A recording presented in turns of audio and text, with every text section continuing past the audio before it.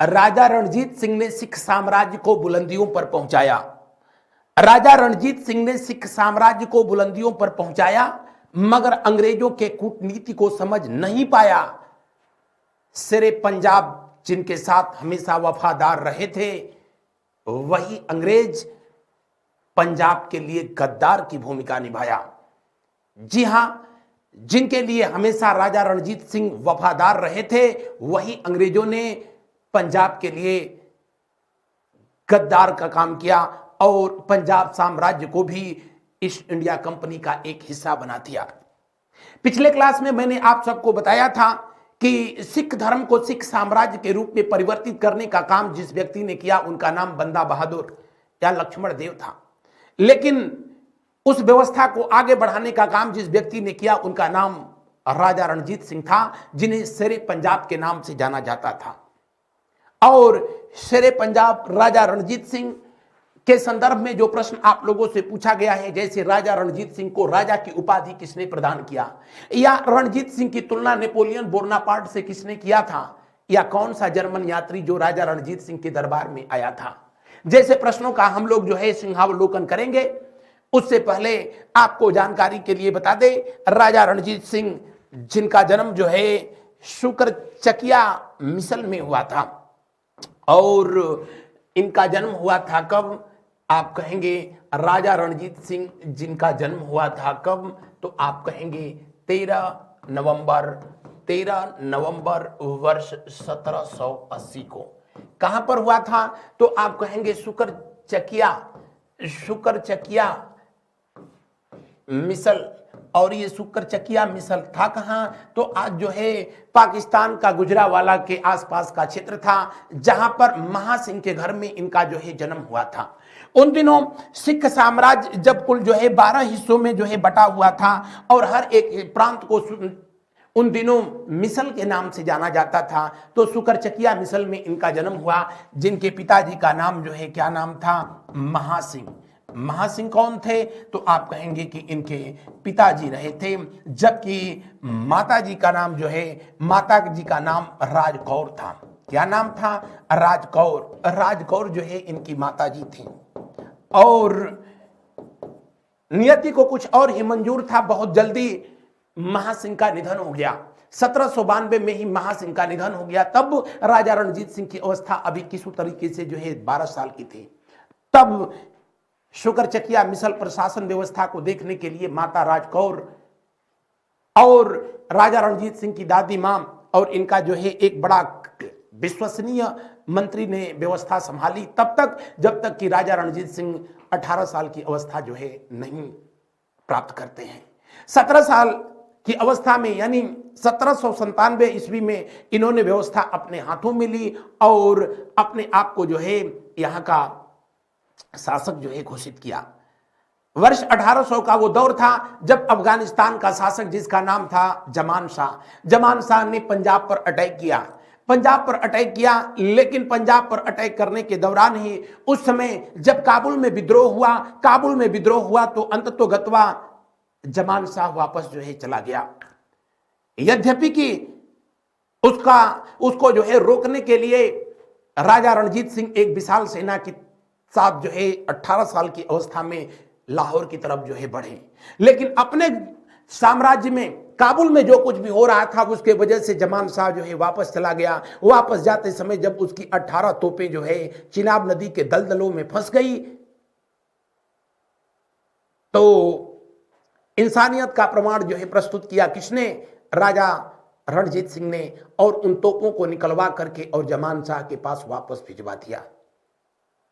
जमान शाह उनके जो है इस इंसानियत से जो है बड़ा खुश हुआ और इनको राजा की उपाधि, और न सिर्फ राजा की उपाधि दी बल्कि जो है लाहौर क्षेत्र जो है इनके नाम कर दिया। और इस तरीके से जो है लाहौर इनको जो है प्राप्त हुआ जमान शाह से, और लाहौर इनकी पहली राजधानी बनाई गई थी। तो अगर प्रश्न भी जो है आपसे पूछा गया था कि राजा रणजीत सिंह को राजा की उपाधि जो है किसने दिया था, राजा की उपाधि किसने दिया था, तो आप बताएंगे अफगानिस्तान का शासक था जिसका नाम था जो है जमान शाह। क्या नाम था, जमान शाह जो है कहां का, अफगानिस्तान।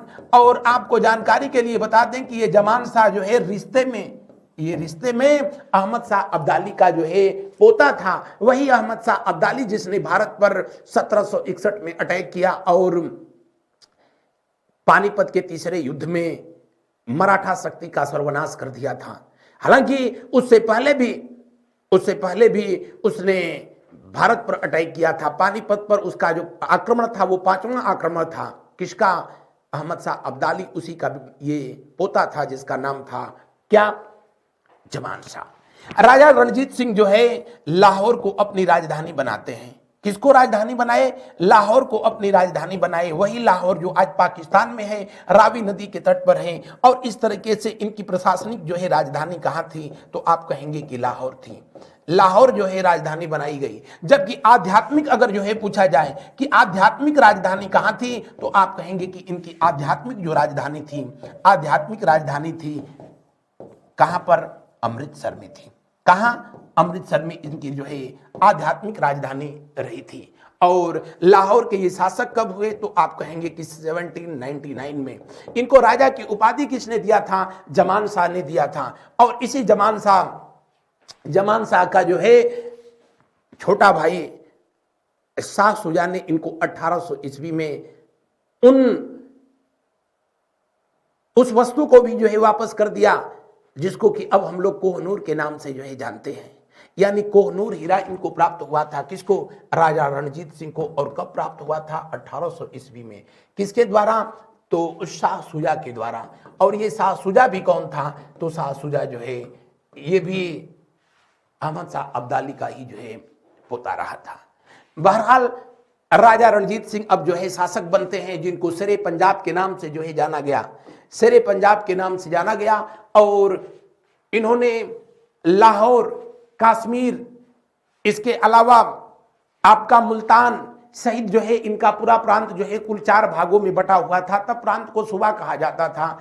एक बड़े भूभाग को अपने कब्जे में करने में जो है कामयाब होते हैं। कौन? राजा रणजीत सिंह।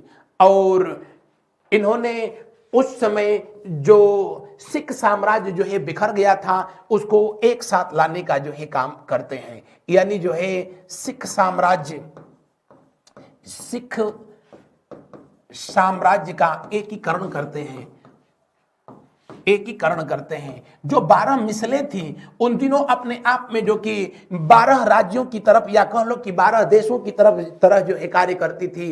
एक एक करके कुछ को बात से, कुछ को जो है प्रभाव से अपने साम्राज्य के साथ जो है मिलाया और पंजाब में एक केंद्रीयकृत व्यवस्था को स्थापित करने में इन्होंने कामयाबी हासिल किया। किसने? राजा रणजीत सिंह।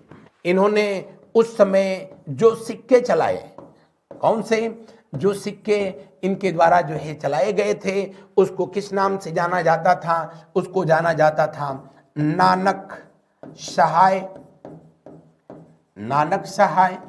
उसको जाना जाता था क्या? गोविंद सहाय।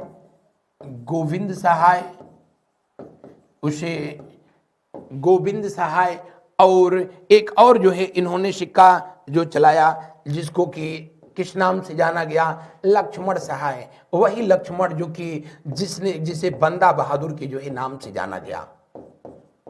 बंदा बहादुर के नाम से जो है जाना गया। इनकी जो राजशाही मुहर थी वो राजशाही मुहर जिस पर अंकित था, जिस पर जो है लिखा गया था क्या? सिख सल्तनत। जाहिर सी बात थी पूरे सिख साम्राज्य को एक साथ लाने में जो है इन्होंने महती भूमिका निभाई।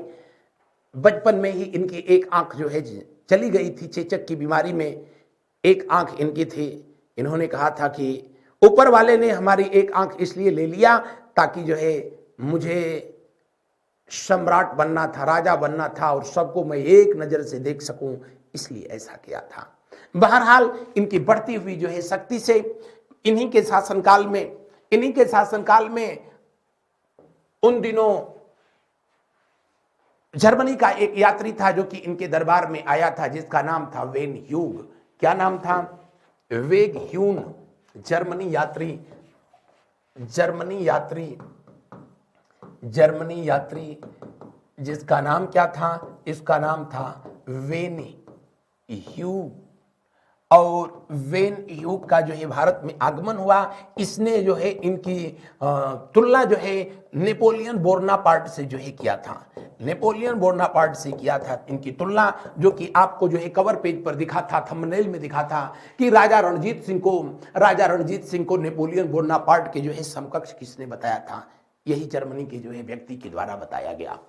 इनकी बढ़ती हुई शक्ति से अंग्रेज जो है सशंकित थे, इनका जो बढ़ता हुआ साम्राज्य। लेकिन अफगानिस्तान वाले जो है मोर्चे पर, ये सबसे जो है बॉर्डर पर खड़े थे, तो अंग्रेज वैसे भी चाहते थे कि जो है ये आदमी पंजाब को लेकर के उस क्षेत्र में बना रहे, ताकि जो है अफगानिस्तान वाले क्षेत्र से उन दिनों रूस का जो प्रभाव पड़ रहा था, उससे जो है रूस का प्रभाव बढ़ रहा था, उससे अंग्रेजों की ईस्ट इंडिया कंपनी की जो है सुरक्षा हो सके।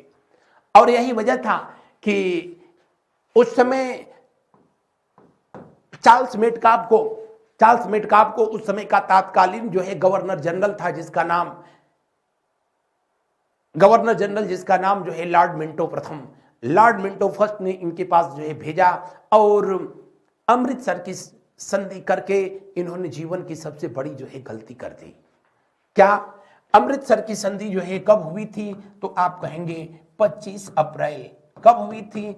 25 अप्रैल 1809 को हुई।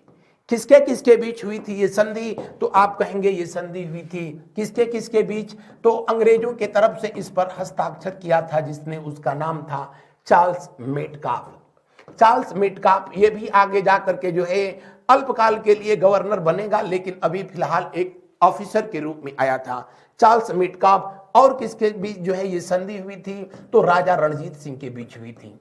राजा रणजीत सिंह के बीच ये संधि हुई। और इस संधि के तहत जो है हुआ क्या? इस संधि के तहत यही हुआ कि राजा रणजीत सिंह ने जो है इस संधि के तहत सतलज नदी, आज भी जो है आप देखें पंजाब में, तो पंजाब की जो है वो 5 नदियां जिनको रावी, चिनाब, सतलज, झेलम, ब्यास के नाम से जो है जाना जाता है, तो सबसे दक्षिण में बहती हुई आपको दिखेगी तो कौन सी नदी? तो आप कहेंगे कि सबसे दक्षिण में जो है बहती हुई जो दिखेगी वही सतलज है, और सबसे उत्तर में जो दिखेगी अब पाकिस्तान की तरफ है वही जो है सिंधु है। सतलज को इन्होंने अपना दक्षिणी सिरा और जो है सिंधु नदी को अपना उत्तरी सिरा जो है मान लिया। यही इनसे जो है बड़ी भूल हुई।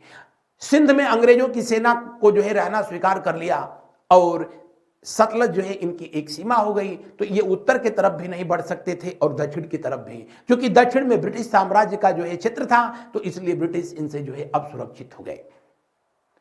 अंग्रेजों की बढ़ती हुई शक्तियों को शायद ये उससे डर गए या समझ नहीं पाए, और हमेशा इस संधि को लेकर के वफादार रहे थे। कौन? राजा रणजीत सिंह। लेकिन अंग्रेजों ने जब जब मौका मिला तो उन्होंने जो है इसका दुरुपयोग किया। चाहे 1826 में जब जिहाद हुआ, किसके खिलाफ? राजा रणजीत सिंह के खिलाफ। जब अफगानिस्तान के कुछ जनजातीय लोगों ने इनके खिलाफ अटैक किया, सिंध में ऑलरेडी उस समय अंग्रेजों की सेना थी, लेकिन अंग्रेजों की सेना ने जो है उन जिहादियों को, जो कि वहाबी थे, वहां की एक जाति थी, उसको रोका नहीं। जबकि राजा रणजीत सिंह ने नेपाल में जब नेपाल युद्ध हुआ तो नेपाल की सरकार ने इनसे मदद मांगी, इन्होंने इनकार कर दिया। मराठों ने मदद मांगी, इन्होंने इनकार कर दिया। नहीं, संधि के तहत मेरे हाथ बंधे हुए हैं, यानी इन्होंने मित्रता निभाई, लेकिन जब जब मौका मिला तो अंग्रेजों ने पीठ पीछे जो है खंजर चलाई। बहरहाल अमृतसर की संधि हमेशा जो है याद रख लीजिएगा, इसको इन्होंने जो है अपना दक्षिणी बिंदु, जबकि जो है किसको सिंधु को इन्होंने जो है अपना उत्तरी, सिंधु को इन्होंने अपना उत्तरी क्षेत्र मान लिया, उत्तरी बिंदु जो है स्वीकार कर लिया। अब इनके पास जो है पश्चिम में बढ़ नहीं सकते थे, हिमालय था, पूरब में जो है बढ़ने का एक जो है विकल्प था। बहरहाल ये संधि जिस गवर्नर के शासनकाल में हुई, उस गवर्नर का नाम क्या था? तो कहेंगे कि उसका नाम था लॉर्ड मिंटो। क्या नाम था? उसका नाम जो है लॉर्ड मिंटो था। लॉर्ड मिंटो जो है रहा था। बढ़ते हैं हम लोग आगे की तरफ, और कुछ चीजें जो कि बिल्कुल यूनिक थी और राजा रणजीत सिंह की जो है फौज, उन दिनों एक फौज जिसको कि फौज ए आम कहा जाता था, और इस फौज में जो है 3 सेनाएं हुआ करती थी। एक कौन सी सेना, तो आप कहेंगे उस समय की परंपरा के अनुसार जो है गज सेना थी। गज सेना, चूंकि इनका समुद्र से कोई लेना देना नहीं था तो जल सेना नहीं थी। पैदल सेना थी, पैदल सेना, और एक जो तीसरा था उसमें जो है तोपखाना, जिसको तोपखाना के नाम से जाना जाता था। अश्व सेना और गज सेना जो है ये आम विभाजन हुआ करता था, लेकिन इन्होंने जब कुछ विदेशी सेनापतियों को अपने साथ जो है जोड़ा, तो अपने सेना का दूसरा जो है गठन किया। कब? 1822 में। कब गठन किया था? तो आप कहेंगे 1822 में। और जो है इन्होंने वेंतुरा जो है रहने वाला कहाँ का था? इटली का रहने वाला था। इसको अपने यहाँ जो है सेनापति नियुक्त किया, वेंतुरा को। आगे चल करके डेरा जाट, अब ये जगह पाकिस्तान में पड़ती है, वहां का जो है कुछ समय के लिए इन्होंने उसको वहां का कुछ समय के लिए सूबेदार भी बनाया था। ये पहले ऐसे भारतीय जो है व्यक्ति थे जिन्होंने विदेशी शक्तियों को अपने यहां सूबेदारी जागीर भी दिया था। जनरल कोट और जो है एलार्ड, ये दोनों के दोनों जो है कहाँ के थे? तो ये दोनों के दोनों जो है फ्रांस के रहने वाले थे। फ्रांस के रहने वाले थे, फ्रांसीसी थे। फ्रांसीसियों को भी जो है अपनी सेना में इन्होंने सेनापति जैसे पद को देकर के अंग्रेजों से अपनी दुश्मनी मोल ले ली, लेकिन फिर भी अंग्रेज अभी शांत थे, क्योंकि वही जो है समय की नजाकत थी। आपकी भी जो है समय की नजाकत को देखने के लिए मैंने इन तथ्यों को पहले ही लिख दिया था कि जनरल कोट और एलार्ड ने जो है घुड़सवारी यानी अश्व सेना का जो है संचालन किया, जबकि तोपखाने को कर्नल गार्डनर ने जो है देखा था। डेरा जाट का कभी जो है वायसराय रहा ये वेंतुरा, जो कि इटली का था। इसको इन्होंने अपने यहाँ सेनापति के पद पर जो है नियुक्त किया था। आप लोगों से सबसे ज्यादा जो है ये पूछा जाता है जनरल कोट, एलार्ड, गार्डनर ये कहाँ के रहने वाले थे? फ्रांस के रहने वाले थे, जबकि वेंतुरा कहाँ का था? इटली का रहने वाला था। इनका प्रशासनिक व्यवस्था जो है देखा जाए तो पूरे साम्राज्य को सर ए खालसा के नाम से जो है जाना जाता था। इनके मंत्री परिषद में सिर्फ जो है 5 मंत्री हुआ करते थे, 5 मंत्री हुआ करते थे, और वो 5 मंत्री गुरु गोविंद सिंह के 5 प्यारों से जो है प्रभावित थे। यानी इनके मंत्री परिषद में मंत्रियों की संख्या कितनी थी? 5। किससे प्रभावित थी? गुरु गोविंद सिंह के 5 प्यारे जो थे 5, उनसे जो है ये प्रभावित। और उसमें आपका वित्त मंत्री हुआ करता था, वित्त मंत्री। उसके अलावा कौन सा? विदेश मंत्री हुआ करता था, और आपका रक्षा मंत्री हुआ करता था। उन दिनों के ये विभाग हुआ करते थे। गृह मंत्री हुआ करता था, और गृह मंत्री हुआ करता था। इसके अलावा जो है राजस्व मंत्री हुआ करता था। तो उस समय के जो है ये विभाग हुआ करते थे। बहरहाल आप बस इतना जाने, जो है 5वां जो हुआ करता था वजीर होता था, वजीर, और जो है इस सबका जो है ये प्रमुख हुआ करता था। यानी सर ए खालसा यानी राजा रणजीत सिंह के बाद जो है, यानी बादशाह के बाद, राजा के बाद जो है सबसे प्रमुख व्यक्ति था वो जो है वजीर था। उन दिनों जो प्रांत थे उनको सूबा कहा जाता था। क्या कहा जाता था? सूबा। और उनके अधिकारियों जो थे, जो प्रांतों के सर्वोच्च व्यक्ति थे, जिनको आज के समय में मुख्यमंत्री कह सकते हैं, उनको नाजिम कहा जाता था। आपसे पूछा जाएगा कि राजा रणजीत सिंह के जो है कुल कितने प्रांत थे, सूबा थे? तो आप कहेंगे कि कुल 4 थे। एक काश्मीर था, दूसरा जो है कौन सा? मुल्तान था, मुल्तान। तीसरा कौन था? तो कश्मीर, लाहौर था। कश्मीर, मुल्तान, लाहौर, एक और अभी याद नहीं आ रहा है, आता है तो लिख देते हैं। कुल 4 जो है इनके कुल प्रांतों का जो है 4 प्रांतों में विभाजन किया गया था। और सूबा के सबसे बड़े अधिकारी, प्रांत को सूबा कहते थे, बट उसके अधिकारी को नाजिम कहते थे। प्रांत बटा था परगनों में, यानी उन दिनों जो जिले हुआ करते थे, जो जिले थे उनको किस नाम से जो है जाना जाता था? परगना। और जिलाधिकारी को कारदार कहा जाता था। परगना बटा हुआ था जो है किसमें, तालुक में, यानी आज के तहत जो है जो उन दिनों की तहसीलें होती थी उसको तालुक कहते थे, और जो है तहसीलदार को तालुकदार के नाम से जो है जाना जाता था। यह मौजा में बटा हुआ था जो है तालुक, जो गांवों का समूह होता था, और इसके अधिकारी को मौजदार के नाम से जो है जाना जाता था। और सबसे छोटी इकाई जो थी उसको जो है ग्रामीण कहते, गांव कहते थे, और गांव का जो है जो प्रमुख होता था वो ग्रामीण के नाम से जो है जाना जाता था। इसमें आपसे जो है पूछा जा सकता है जो प्रश्न कि राजा रणजीत सिंह के शासनकाल में प्रांतों को किस नाम से जाना जाता था, तो सूबा के नाम से जो है जाना जाता था। और उसके सबसे बड़े अधिकारी को किस नाम से जाना जाता था, तो कहेंगे कि उसके सबसे बड़े अधिकारी को किस नाम से, जी हां, सबसे बड़े अधिकारी को जाना जाता था नाजिम के नाम से। बढ़ते हैं आगे की तरफ। प्रांतीय प्रशासन, जिसमें दफ्तर ए आवबाब उलमाल, जो कि भू राजस्व व्यवस्था थी, भू राजस्व विभाग था, भू राजस्व विभाग, दफ्तर ए मवाजात, दफ्तर ए तोहिजात जैसे जो है विभाग किससे संबंधित थे, ये भी जो है आपसे हमेशा पूछा जाता रहा है। तो दफ्तर ए तोहिजात किसको कहा जाता था? दफ्तर ए तोहिजात जो है राज परिवार के व्यय को देखने वाला, जबकि मावजात जो है सैनिक, यानी कि सैन्य विभाग को जो है देखता था, सैनिकों का वेतन जो है देखा जाता था, सैनिकों को वेतन दिया जाता था, सैन्य विभाग वेतन दिया जाता था, लेकिन पेंशन का कोई प्रावधान नहीं था। जबकि जो है ये राजकाज के होने वाले जो है खर्च थे, राजकाज के जो खर्चे थे उसको जो है देखा करता था ये डिपार्टमेंट, एक लाइन में इसको कहिए गृह विभाग उन दिनों का था।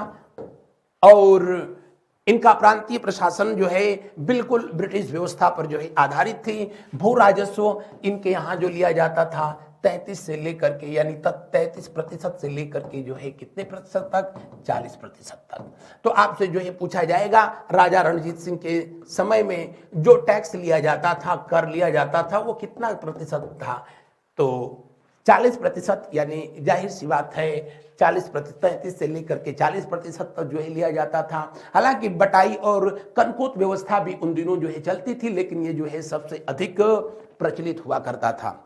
बढ़ते हैं आगे की तरफ और आपको बता दें कि सैन्य प्रशासन, मैंने बताया था कि इनके जो सैन्य प्रशासन उस समय उच्च कोटि का था, जिसमें जो है सबसे अधिक जो है तोपखाने, उसके अलावा जो है पैदल सेना हुआ करती थी, अश्व सेना हुआ करती थी। अश्व सेना ये खुद बहुत अच्छे जो है एक घुड़सवार, एक अच्छे जो है सैनिक हुआ करते थे, बहुत अच्छा जो है अश्वारोहण करते थे राजा रणजीत सिंह।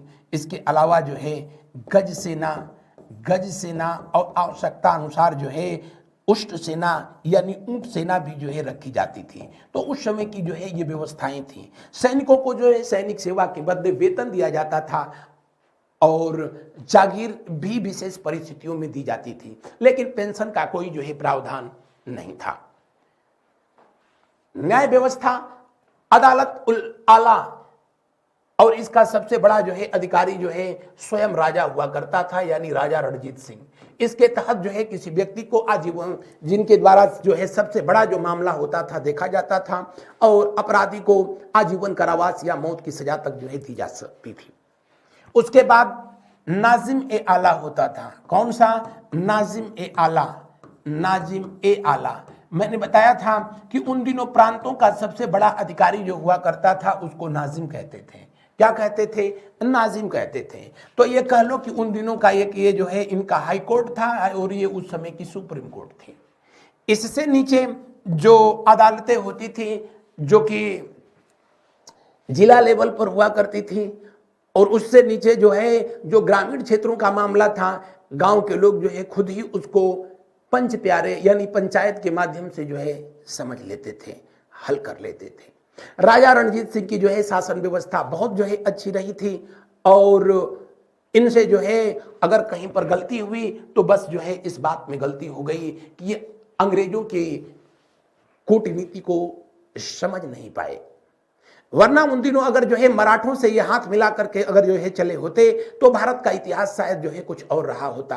अमृतसर की संधि नहीं किए होते तो भारत का इतिहास कुछ और रहा होता। या संधि कर भी लिए तो अगर उसको नहीं माने होते तो जो है क्या बिगड़ जाता था। लेकिन कुछ लोग सिद्धांतवादी होते हैं, अपनी बातों पर जो है हमेशा अडिग रहते हैं, और कुछ लोगों के लिए रोज थूकना है, रोज चाटना है। अंग्रेज उन्हीं में से थे। बहरहाल आज की क्लास में जो है बस इतना ही। मैं बताऊंगा कि अगले क्लास में आप लोगों को राजा रणजीत सिंह की मौत हो जाती है बहुत जल्दी, और उनकी मौत के बाद जो कुछ भी हुआ उसके बारे में जो है किसी ने उम्मीद नहीं की थी, और जो साम्राज्य को इन्होंने स्थापित किया उनके उत्तराधिकारी खड़क सिंह या भी जो है जो भी लोग आगे आएंगे सब के सब ने जो है एक से एक बने हुए लोग थे, और बहुत जल्दी ही उनकी कमजोरियों का फायदा उठाते हुए ईस्ट इंडिया कंपनी वालों ने पंजाब को अपने गिरफ्त में ले लिया।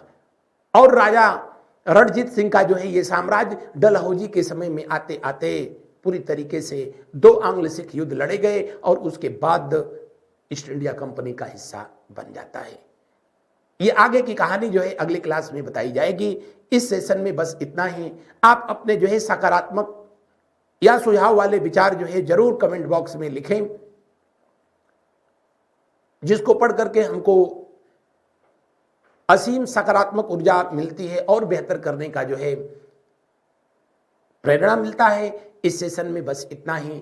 Thank you so much. मिलते हैं हम लोग अगली क्लास में अगले विषय वस्तु के साथ। धन्यवाद। आप सभी का दिन शुभ हो। आप खूब मेहनत करें, निरंतर प्रगति के पथ पर बढ़ते रहें, हमारी हार्दिक शुभकामनाएं।